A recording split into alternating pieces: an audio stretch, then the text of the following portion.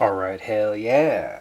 So tonight we're going to go over the Grant-Schmidt process, and I'm going to probably not do like the derivation, but we're at least going to set it up where we can get this second term. And so this is going to be in 3D space, this is in 2D space, and this is just a single vector. And so what these are they're perpendicular vectors. And I'm going to try not to dive too much into it, just because this is my first go around.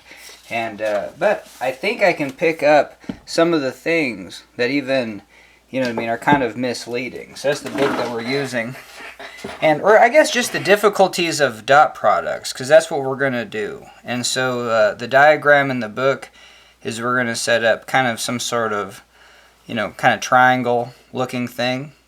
And we're going to label this, kind of a longer vector. And this is going to be u. And so that's how they lay that out. And then what they're going to do is they're going to come up here and label this vector v. So now we have two vectors. And then, and then they just dive right into, well, I think we even need to talk about this for a second, because this is kind of fascinating. And let's just talk about 2D space. So what we have is that, see, I'm going to get on a tangent. I didn't even think I wanted to do this. But these vectors, are they linearly independent?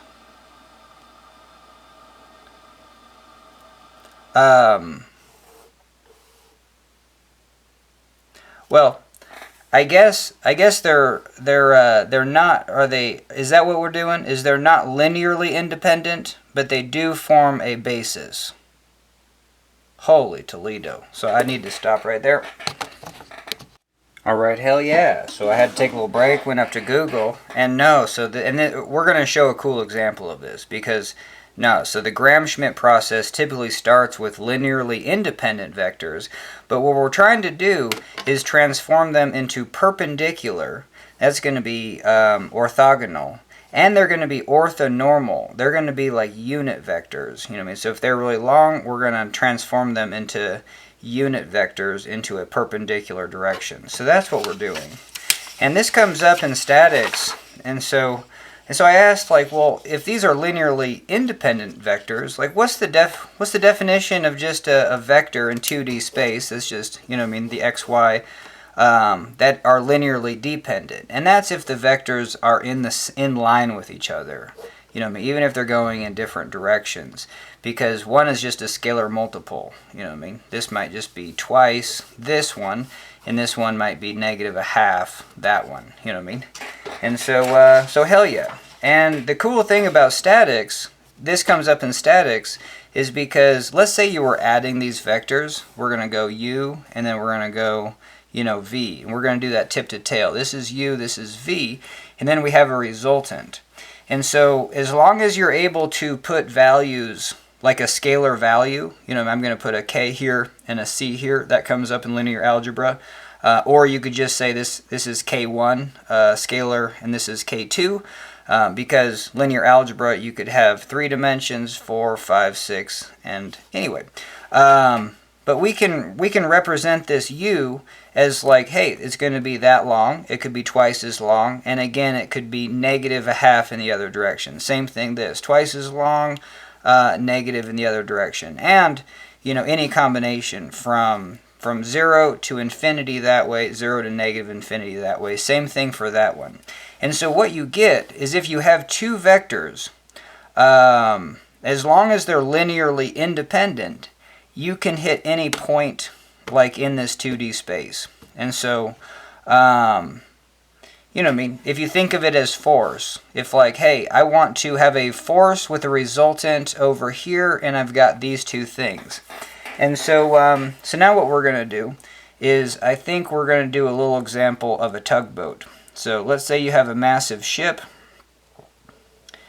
and then you have, for this demonstration, we're actually going to use like solid rods, and then you're going to have a tugboat here. And so All right, hell yeah. And then as long as, and so definitely if these two vectors are perpendicular, then for sure you can hit any point. It's only when they're in line.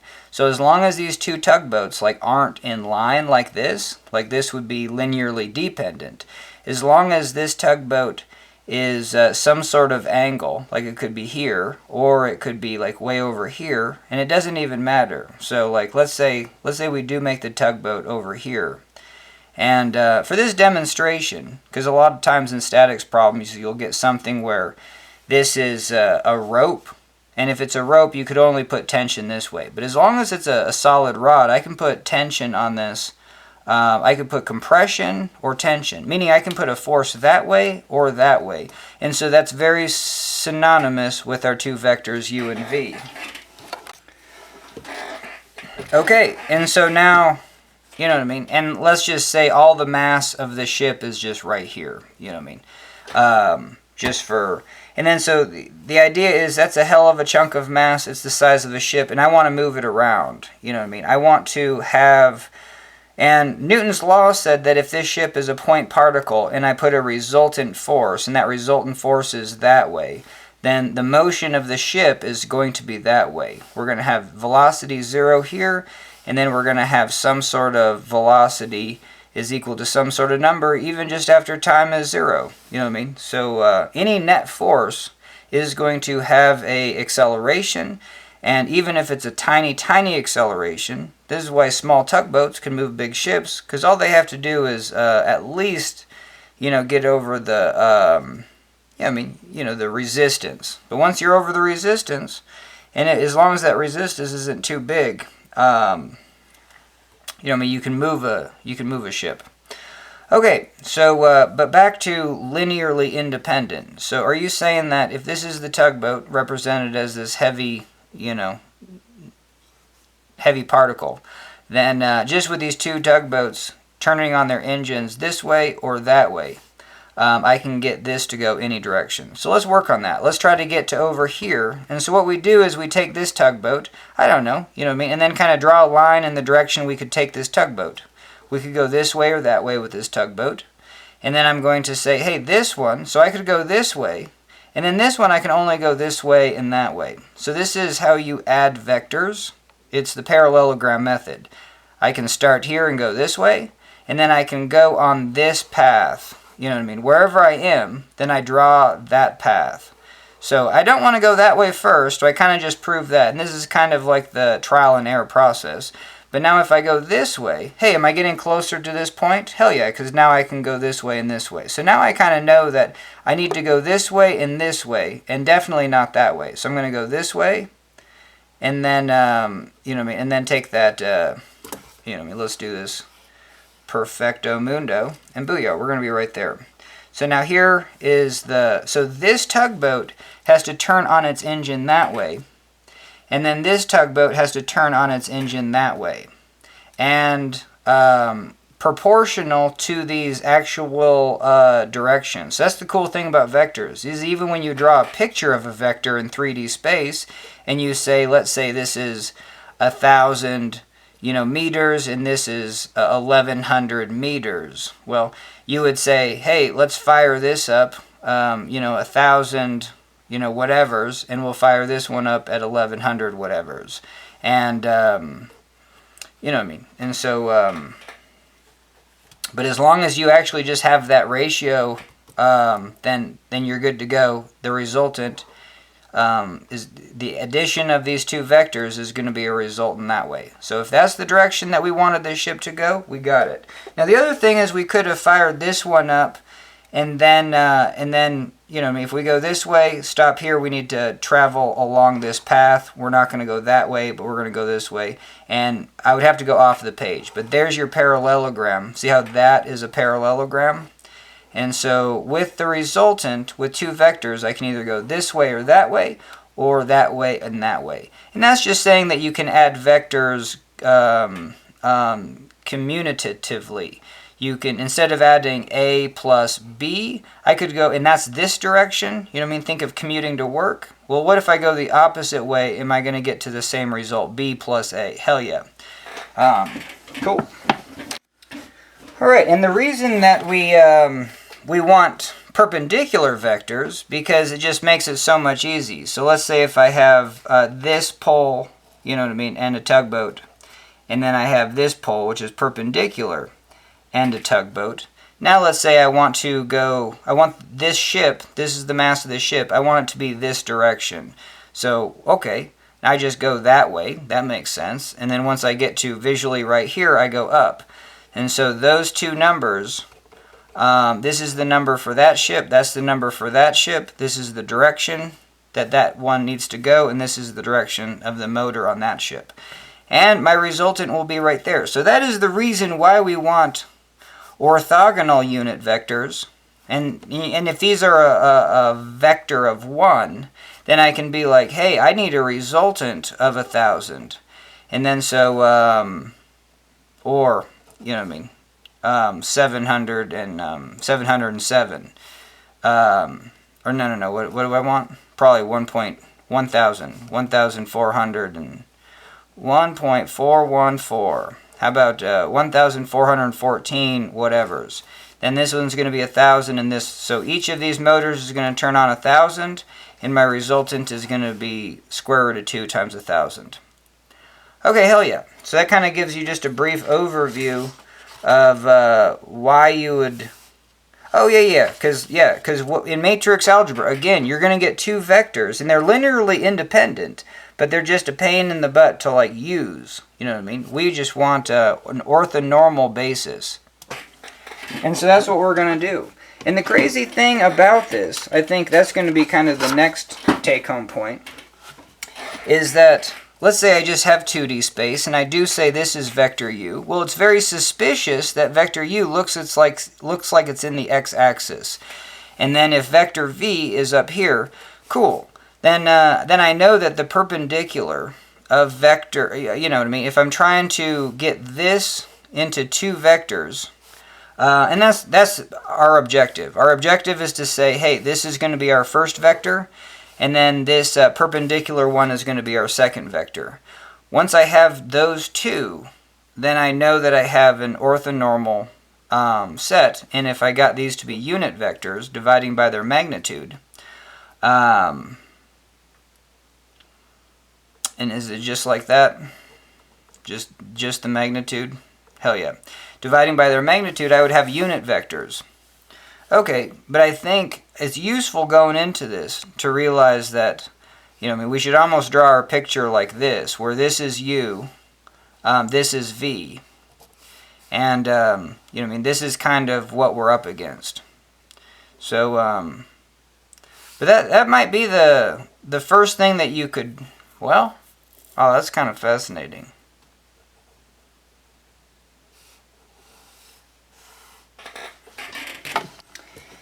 That would be a more exploratory part of this problem, and I'm going to be happy with kind of just leaving it there. But typically what you're going to get is two vectors that aren't in the I or J, you know what I mean, your typical XY direction. You know, they're, I got to be careful with using I and J direction, because I is always a unit vector. If I did that, then I would have to specify that that's a length of 1. And so I'm going to be on top of it, you know what I mean, because sometimes I have a bad habit. In college, I didn't even know what I and J hat were. I just thought they were just other definitions of this X and Y direction. But no, this is the X direction. I is going to, and you can just call it I. You don't even have to call it hat. But I hat typically, it, you know, represents, it's kind of like I with a vector over it. You know, that's the I hat, is going to be a vector. And so it's not a direction. I mean, you can say the I direction, the J direction, but, and maybe you can even say the I hat direction and the J hat direction. But, yeah, or in the I direction, in the J direction, that's fine. But on your paper, if you draw this little, I'm going to try to get better. If I draw that little hat, I don't want to just say this direction is the I hat direction. You know what I mean? You have to say this vector right there is now the vector of 1. And typically you'd probably want to draw it pretty small like there. Hey, that's 1. But you know, and you're probably going to be way off on scale anyway.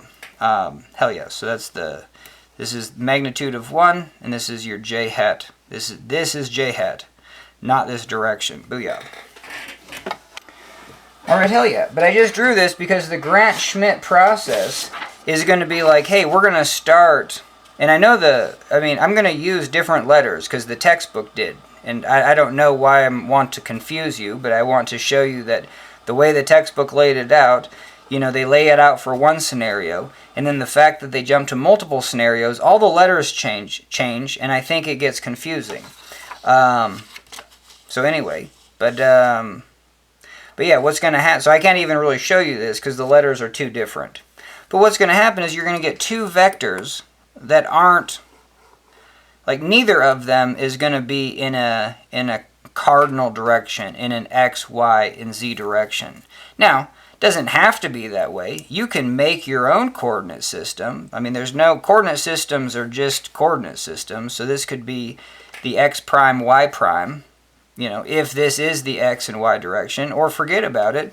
You just make that the x direction and the y direction. So right off the bat, you could also do that. But actually, I don't think you can, because the fact that this is a vector, this vector is going to have units, and it's going to be in a matrix, kind of form, where a vector in the u, a vector, what do you call this? Vector u will have x, y, z, positions.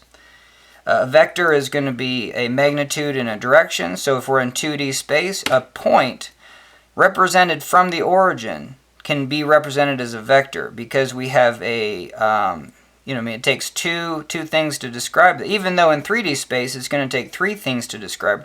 This is just the three things. In 3D space, this is just the three descriptions. So if this is 3D space, x, y, and then maybe over in the z, but still, a vector only has two things. It still has a magnitude and a direction. So even in 3D space, I can say that, hey, I'm going to roll up from an angle from the x-axis to this, to this line. That's going to be your direction, and then it's going to have a magnitude. That's the overall, distance from the origin to there. And so that can be, I'm glad I just covered that right now, because you could have a vector in 4 dimensions, x, y, z, w, and we can't kind of fathom 4 dimensions, but the 4th dimension is just perpendicular to the other 3, and therefore linearly independent. The other thing about this is if we can figure out the vectors that are perpendicular, they don't interfere with one another. So I guess the shopping cart analogy is if I'm pushing down on a shopping cart into the ground, it's only the component this way.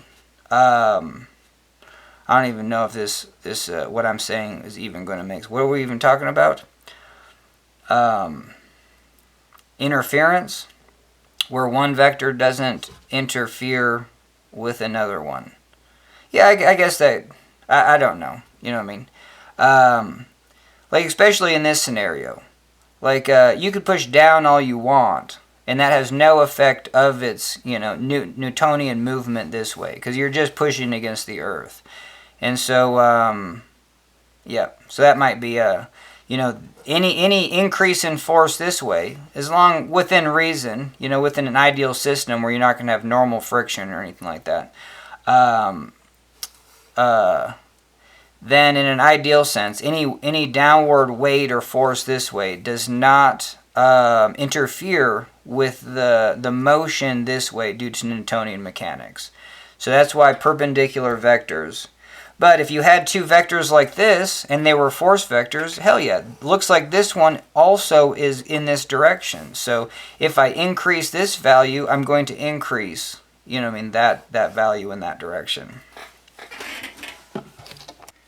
Alright, hell yeah. And now I'm going to try to do something that I've tried before. It never really works. It's just like, okay, now I want to start the video. Like, all that was just kind of a lead-in. And I could put that anywhere. I could maybe even put it at the end. So we'll see what we do. But we might start the video from here. So it's going to sound like we just started. Booyah. Alright, hell yeah. So tonight we're going to do the Graham-Schmidt process. And what this does is it's going to take two different vectors. So kind of the diagram is going to be a vector, in some sort of direction. This one's going to be called U, and this one is going to be V.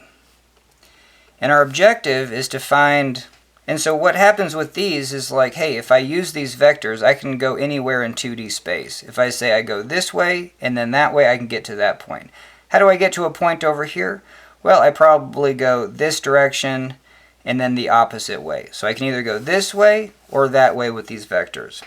Cool, but what a pain in the butt to like go this way and up at a funky angle. I just want to go over and up. So I just want to change this into two vectors that are perpendicular. So one is I'm going to start first with just one of the vectors, and so that's going to be this one. So I'm just going to say, hey, U is my first vector. And I think that is good. The first thing you can understand about this proof. So this is the first vector. And I don't know, is a vector perpendicular? I mean, it just is what it is. It's a vector, since it's. But we still have to define the first vector that we're going to base the others to be perpendicular to. So that's a pretty good way to do it. All right, hell yeah. So the proof of this is to make a horizontal projection. So this is kind of the fun part because let's say I took. Well, yeah. So the horizontal projection is just doing this. You know what I mean? And one way to do it, I also think, is to take visually, if you're into dot products, take a unit vector in this direction. So we're just going to call it, and we can call this the I direction. You know what I mean? Or the I, shoot. We can call this I got to get better at that. We can call this the X direction. Hell yeah.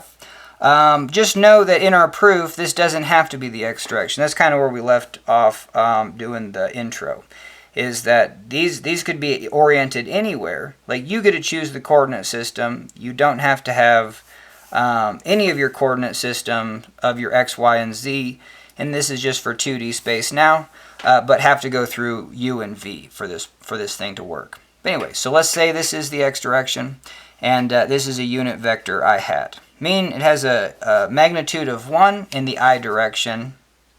And so U is actually just, you know what I mean, the magnitude of U times 1 I hat. Cool. So that's, because this all right here is just one big scalar. Okay, but the dot product I think visually works better if you, I mean, I've made in like the first intro video that was, I don't know, not too bad, but pretty thrown together. Taking a dot product, you know, with a unit vector, because a dot product is still a multiplication, even though you're just like, well, how do we multiply these two vectors, and what does that even mean? You know, we know how to add them. We go this way and that way. But if I actually multiplied them, like, I don't know, like I'm gonna have you think about that. I mean, does that make any physical sense? So then we have two different processes of multiplication. One is a dot product, which is kind of like a percentage. Like, if these things are parallel, hell yeah, it's 100%. It's just going to be multiply both numbers, and we're booyah.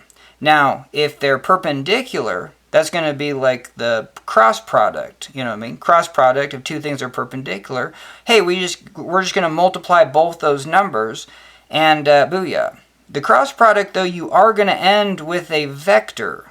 It's just the magnitude of that vector is going to be the two magnitudes of each vectors multiplied together. So that's one check on reality. When it comes to the dot product, if they're perpendicular, the value is going to be 0. You could multiply two big numbers together, but if they're perpendicular, it's still 0. If those two big numbers are parallel, then you get to multiply those numbers, and that literally is the number. And the dot product is a scalar, so that is a total representation that you get to multiply those numbers if they're perpendicular. So here, you know, it's kind of splitting the difference. Maybe not halfway, but you know, this is actually about a 45-degree angle. I'm still multiplying both numbers and then just taking 70% of that. But then it can be, that's the first thing from this proof that I bring up, because that got me. You know what I mean? Because if I look at the projection of this, I'm just thinking dot product. But the projection of this vector onto U is, and we can even write it, it would be vector v dotted with the unit vector, which we can write as vector u divided by the magnitude of u. Now this is now the unit vector of u. So if we do this, that will represent this vector. So that's what we're trying to get. This is the horizontal projection, kind of the shaded region.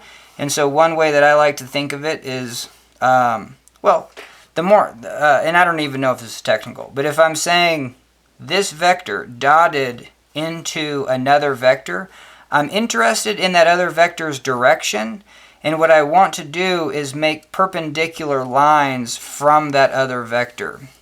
And I want to see where those lines hit, so one line hits there and the other line hits there.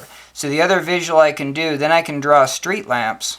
You know what I mean? I got a street lamp right there, and then a street lamp right there. And if I have those street lamps and they're shining light, then I'm going to get a shadow that's going to be that length. So this represents the length of that shadow, and that is v. This vector v dotted, but just with a unit vector. And so in this proof, they just say this is the projection. All right, hell yeah. So let's see, you know, from that proof where they take that. So we're going to have a vector u, and they kind of draw that one fairly long. A little shorter, we have vector v. And now we can see that this dropping down at a perpendicular. So now this new vector right here, we're going to call it some sort of scalar times u. And I'm so glad I actually did the unit vector thing, because if I said a unit vector is here, which is, and this unit vector is just u divided by that magnitude of u, you know, that's a unit vector, which is also just u, and then a scalar next to it, 1 divided by the magnitude of u. So you can see this is just, if u is 100, we're just dividing by 100 to get 1, but in the same direction of u, because a vector has a magnitude and a direction. And so if this is 2D space, u is going to have uxi plus uyj, and these are the scalar components. So let's write it one more time. Ux is a scalar in the I hat direction plus uy is a scalar in the j hat direction. And if it doesn't have any, if we're actually specifying this, you know, this component will be 0, and we just have, its magnitude is just ux. And so if this is matrix U, and we divide by, and this is 0, and we divide by its magnitude, which we know now is ux, then now I have, what would this be? You know what I mean? This would be ux I hat divided by ux. So now I have literally a unit vector. There's the scalar 1, and there's the I hat direction. And I swear, professors aren't going to go into stuff like this. They're going to think it's, I think it's because you, as a professor, you can get tongue-tied. You know what I mean? And if you're trying to teach something, you know, the teaching moments are always going to be, like even in calculus, I relate this, the analogy would be like, you're going to start integrating x squared, you know what I mean? And then you're going to, maybe even x, but you're going to forget how to integrate a constant, and it's going to bug you, you know what I mean? So taking these things down, like how far elementally can you go? You know what I mean? Because what's the dot product of 1D space? If I'm just in R1, and I just thought about this before this video. It's so fascinating, you know. And in the junk video, I don't know if maybe I'll just post it at the very, very end. We'll see. But I just made a world that's just a number line. That's all we are. You know what I mean? Like you can pick whatever origin you want, but all there is numbers that way and numbers that way. So you do have, you know what I mean. And scalarly, those are just, you know, in the negative direction and in the positive direction. But the actual direction of this vector is the universe you live in. There is no other direction.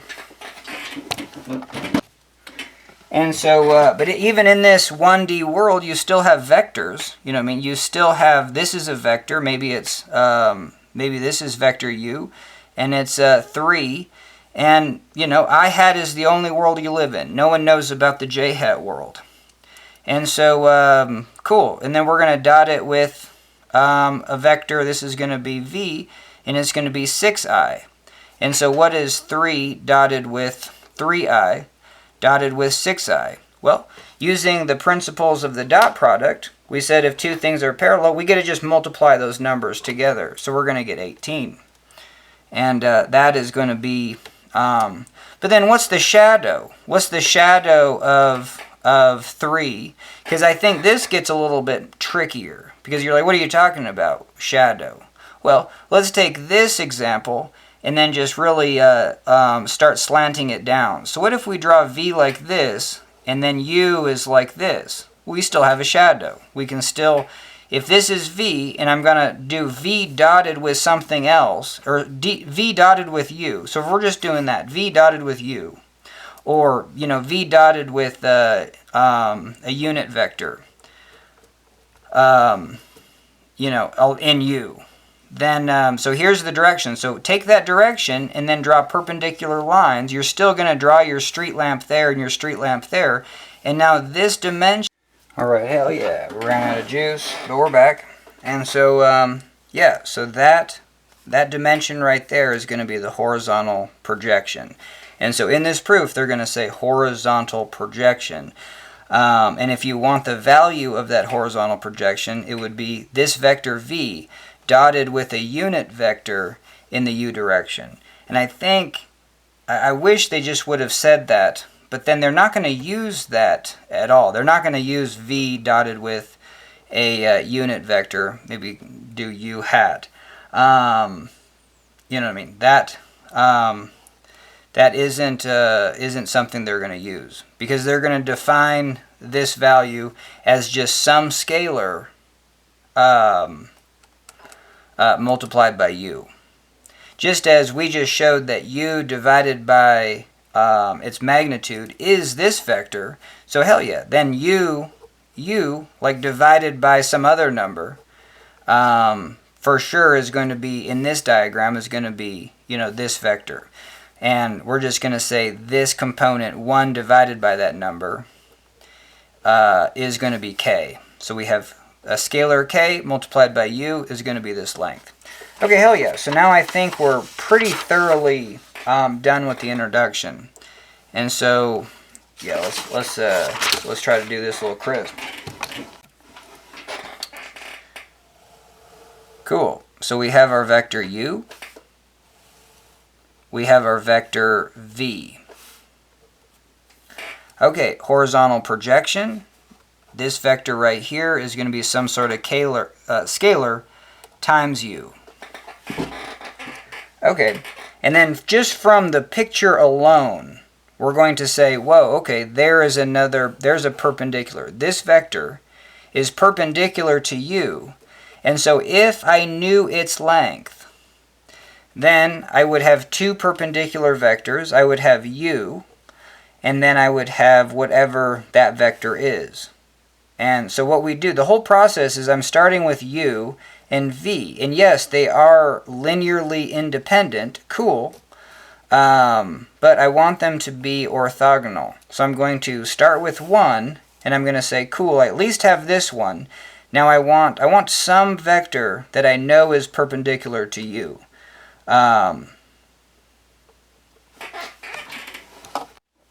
Oh man, and I seriously just got tripped out right now, because like this might be a homework problem for me to be like, isn't there an easier way? Or like, is the Grant-Schmidt process? This Grant-Schmidt process couldn't be the only way. I don't even think it's visually the easiest way. But let's go through it. So we are just going to say, we're just going to define this as our perpendicular vector P.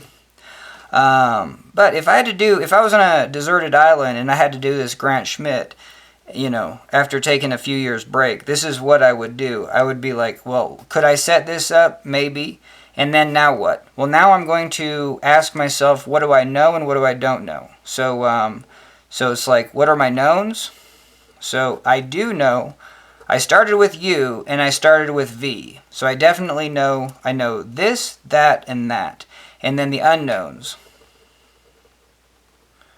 The unknowns are this K and the P. So those are the things that are unknowns. But then if I was, after doing this a few times, is just like, well, is there really two unknowns? Because like what I'm trying to get is, I'm just trying to solve for P. solve for p. So I want to get p is equal to something something, you know, u, and then plus something something v plus something something k.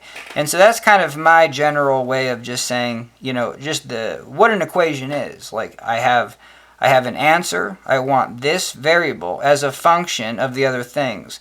And so I use this something something, because if I'm actually writing an algebraic expression, I mean, there's not too many things you can use. You're adding, subtracting, multiplying, exponing, natural logging. But yeah, I mean, the sky's not the limit when you're actually just writing an equation. Sometimes you can't write things in a closed form solution. I think that's what this is called, a closed form solution. Okay, so hell yeah. So we just need to get p as all that stuff. And if I did get this equation, what do I not know in this equation? I just don't know k. So that is the one thing I for sure don't know. All right, so now let's go through the process of how they set this up. They're going to say that vector v is just this vector plus this vector. See how we had vectors tip to tail to tip? So I'm going to go this way and then that way, and that's going to be vector v. So I'm going to say vector v is k, scalar k times vector u plus this perpendicular vector. All right, hell yeah. Yeah, I kind of tripped myself up because it looks like I wrote an equation, or this is not an equation. It's just kind of like, hey, we actually, now here's the equation. You know what I mean? So the next thing I could do is just rearrange this. I mean, how close are we? I'm just going to solve for p, and I'm going to say, hey, I know what v is, minus k, and I know what u is. So there you go. So this, we're so close. So at least, I think that is also, from this matrix algebra perspective, I don't know, it feels like just the general math isn't the same. Like you have to pay attention to so many properties of matrices that you lose the ability just to be like, you know, can I move things around? Is this even an equation? I didn't even ever do that. You know what I mean? I have one equation and I have two unknowns. I still don't know both of those, and so I need one more equation. And that's it. I mean, for this first part, that's all we're after. Okay, and then the big kicker is we're going to use the dot product, and we're going to know that when we dot product things together, if they're parallel, cool, we just get to multiply the numbers. If they're perpendicular, that value goes to 0. And the other trick about this is because we are well, yeah. Let's see where we go with this. Because yeah, how do they want us to even do this? Well, we're gonna go back to So that's where it's just like I don't know. Like what's the rhyme and reason? But we're going to take. All right, batteries are running dead, but we're good. Got it back. Okay, so but yeah, how they're gonna do it is they're going to take this vector dotted with u. But then they're going, so let's start there, you know what I mean, and that might not be, and they're going to show the dot product as this. It's going to be v and then u. So this is the inner product of two matrices, or two vectors. I don't know when you call them a vector and when you call a vector a matrix. It's still a matrix vector. Yeah, that's how you'd say. This is a matrix vector. This is a matrix vector. You know what I mean? This matrix vector out front has an identity. You know what I mean? So things like that are also useful, because the same thing with even taking I and then realizing it as a scalar out front. This is still a vector with a matrix transformation. I mean, this is a what do you call it? This is a matrix vector, and this is the coefficient of constants, a matrix of coefficients in front of the matrix vector, and that matrix of coefficients is just the identity. You know what I mean? So if we have, is that even true though? Yeah, no, it is. Yeah. Because even though u is like an x, y, z, that means this matrix out front has to be a 0. I mean, sorry, it has to be a 3 by 3. a 1, 1, 1. So this is good. I don't mind trying to say stuff that I might just be totally wrong on. But hell yeah. Okay, so this is going to be the dot product. This is the same thing as vector v dotted with vector u. But what we're going to say is that, hey, we already know what vector v is this, so we're going to put that right in its place. So we're going to go k plus p, and then we have dotted with u. And maybe we should do this kind of twice. This is the same thing as ku plus p parentheses dotted with vector u. And so we can totally do the foiling process. So let's do, because I think this form is very difficult to see that you can foil. It feels like it's computer code or something. But hell yeah, so we're going to have this ku, and then we're going to, alright, hell yeah. So this is my last battery, so I'm probably ready for my first break anyway. But hell yeah, you know what I mean, foiling this in, this is ku dotted, like this comma is supposed to be dotted, you know what I mean, with this sign. But we have dotted with u, and then another, and then add, and then do this sign again, and then we have p dotted with u, or the inner product between this and this, plus the inner product between this and this. So this technically is called the inner product, but if we say it with dot product, it's still ku dotted with u plus p dotted with u. So that's what we have here. Okay, now the rules of constants with any matrix, because this is still a matrix operation. We're still taking a matrix vector. And that's the other thing that we can cover right now. If I have just a general u dotted with p, and it's an inner product, it's not just matrix multiplication, because u is a x, y, z, you know what I mean? And p is a, both p and u are x, y, z. And we can even write that as u is ux, uy, uz matrix, and then, let's say p is px, py, pz matrix. And so if we multiply two matrices like this together, you can't do that. You know what I mean? You have 3 rows here. And, well, more importantly, yeah, the rows don't matter. You could just have one row. That's just one equation. This is 3 equations. Who cares? Anytime you're doing matrix multiplication, simplify it down. Just pretend you only have one equation. And that one equation only has one variable, which is the rows here. And so if you have 3 variables here, those do not match up. And so, so hell yeah. So what do you do? I mean, because obviously if we just do general dot product, if I have uxi, I hat, plus uyj hat, plus uz k hat, and I'm going to dot it with, running out of room, but px I hat plus pyj hat plus pz k hat. The rules of the dot product, still foiling is the same, and I'm going to have I'm going to have ux px I hat dotted with I hat, and so, and this is going to give me a 1, because that's the same thing as those 2 numbers on the number line in the same direction. They're just kind of overtopping each other, and it's parallel, and so you get to multiply both numbers is what's going on. It's different from the horizontal projection. The horizontal projection is only one vector dotted with the unit vector of the other. A dot product is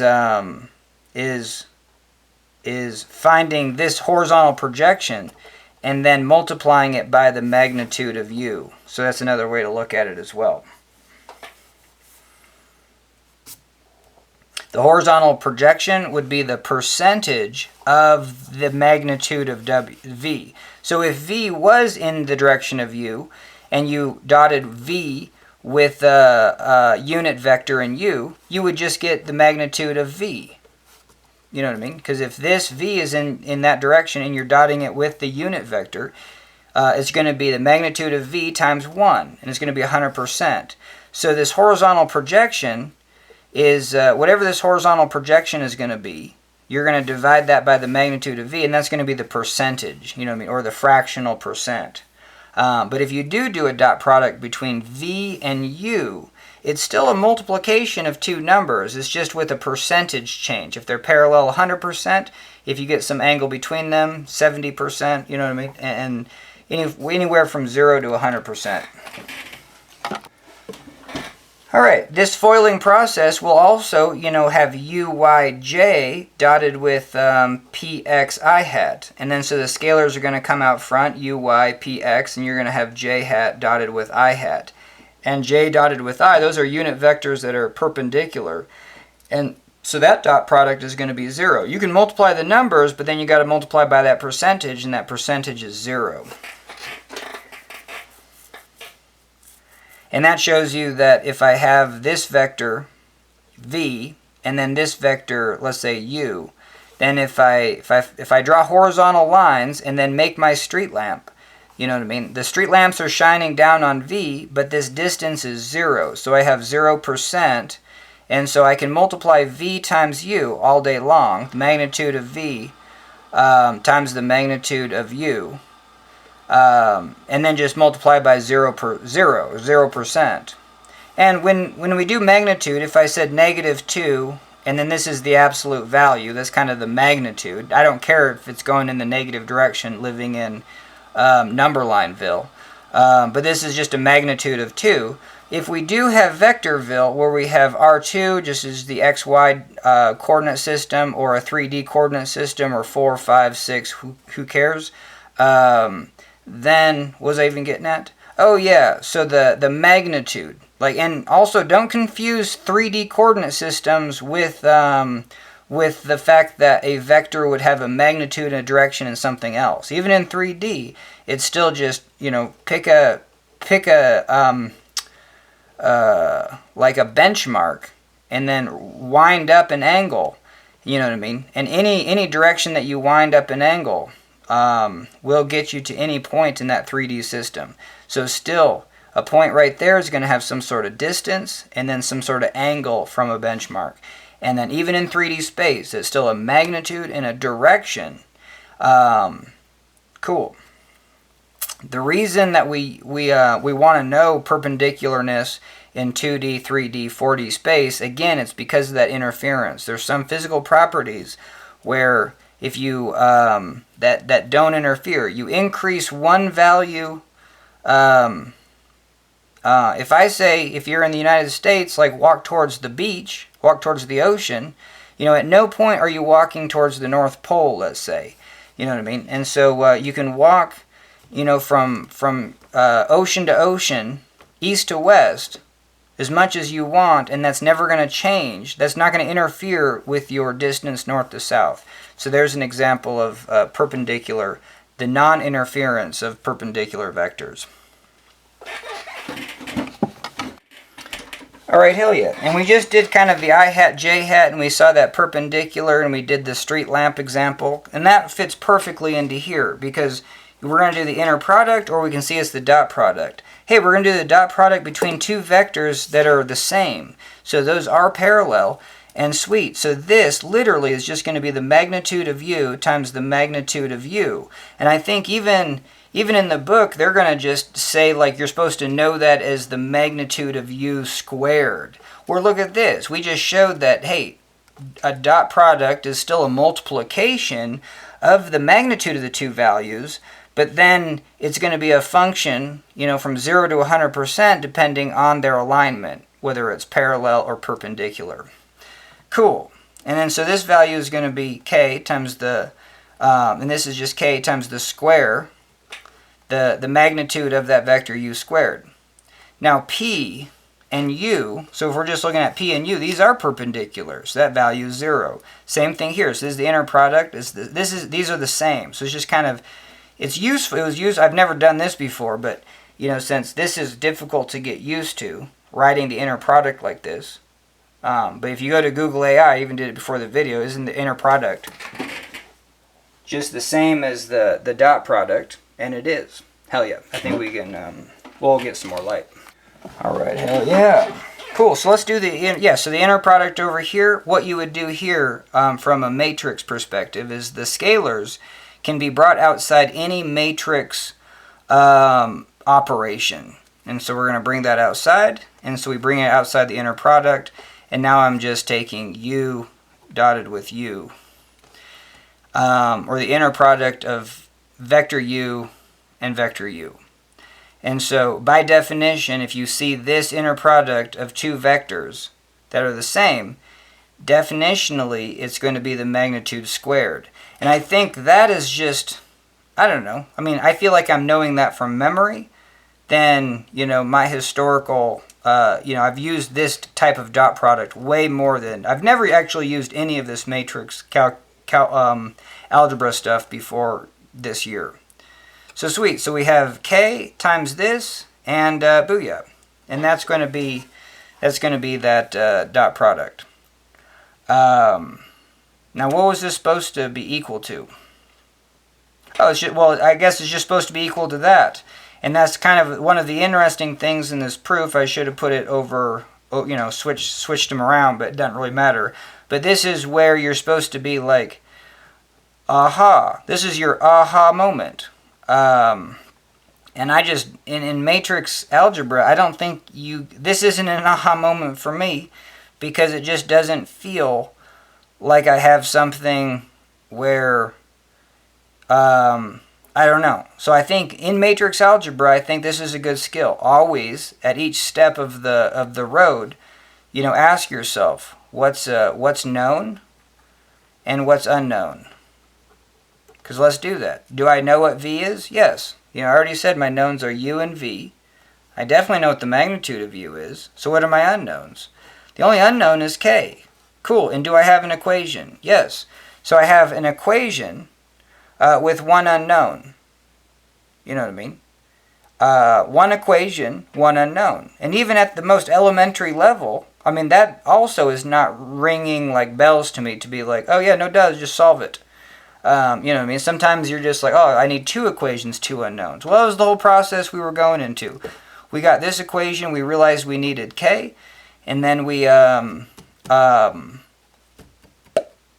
did this other equation. We knew that when we did the dot product, well, the whole idea of this proof is if I take the dot product of this and this, I can represent this vector V as these two, and then I can use like kind of a foiling method of doing two dot products or two inner products. One's going to cancel, you know what I mean? And it's going to cancel the value that I don't know. So when I take the dot product of this and this, I still don't know P and K, but it's going to cancel at least one of those.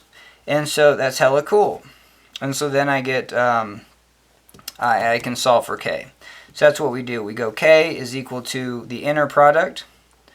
But even just writing it like this, it doesn't feel like this is a number, even though it's just a scalar number. It's just a dot product. And then even this, can be, it's like, what's the magnitude squared of U? You know what I mean? It seems like it's redundant also, the fact that you have the absolute value or the magnitude of U squared. It seems redundant. It would be like -2 absolute value squared. There is a seemingly redundancy to this. And But anyway, so now that we have K, we can just plug it back into our equation, and we're done. Like, you know what I mean? Like that's also the other aha moment, is like we do have our second equation, and we started with, hey, what was I trying to find? I was trying to find this, and so the first thing we did was try to find an equation relating it. We did. All we didn't know was K. So now you're just going to put these together. And it looks ugly, and it feels like it's not even numbers or anything. But V is known, K is known, and this U is known. And so that's going to be our answer. And I think I'm kind of done for tonight. Even though I'm able to do the next process in the Grant-Schmidt, like I think even just this is a good stopping point before diving into that next more difficult process of like, hey, how do we get, and I don't do them all I do is just get kind of the next value in the process. So here's Grant-Schmidt. The first one's easy. What this represents is like, hey, you just chose like we just chose u to be one of the vectors. So again, that's where I said like, hey, that's just the first one. So we chose u to be the first one, and then we want one perpendicular, and that's going to be p. So this equation is going to be what we're solving for, and that's what this looked like. So you can at least look at that, and then we'll put these two equations together. All right, so we have P is equal to V minus KU, and then we have K is equal to the inner product. I probably got those wrong. Yeah, and let's just put them together. So we have P is equal to vector V minus, and then here's what K is. It's going to be the inner product of V and U. Yeah, I got that right. Inner product of V and U. Okay, and then divided by the magnitude of U squared. That's going to be my K, and then I'm going to multiply it by the, yep. And then we want to check units, you know, especially any physics or any physics equation. So this is an inner product. This is a scalar.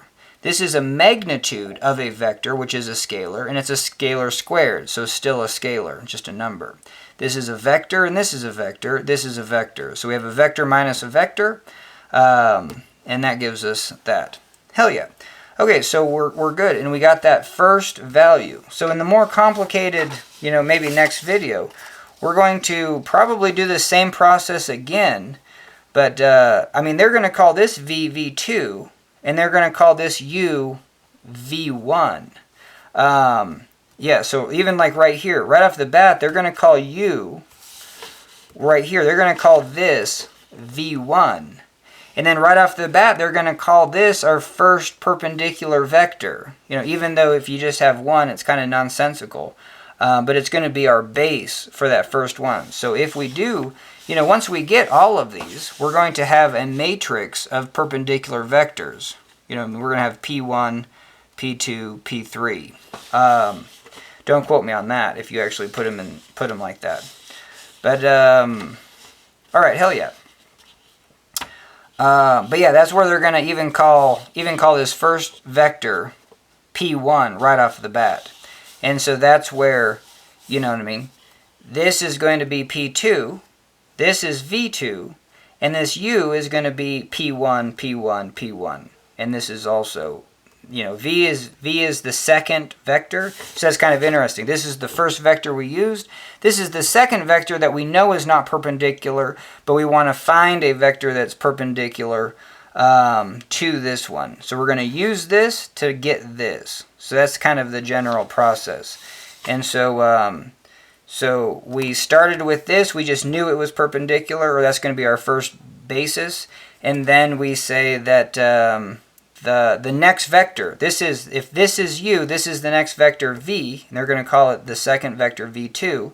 And we're going to find, you know, that perpendicular. This is going to be the perpendicular to V2. This is what we solved in this equation.